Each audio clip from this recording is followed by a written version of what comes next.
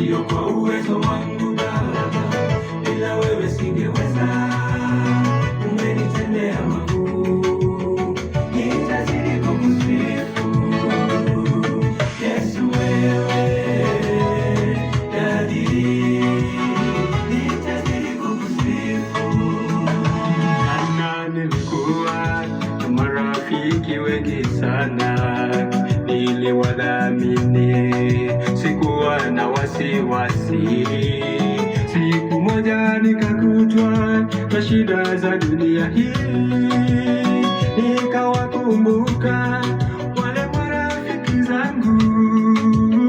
Kumbe sikujua wote washanitoka, nikabaki peke yangu na wewe Yesu.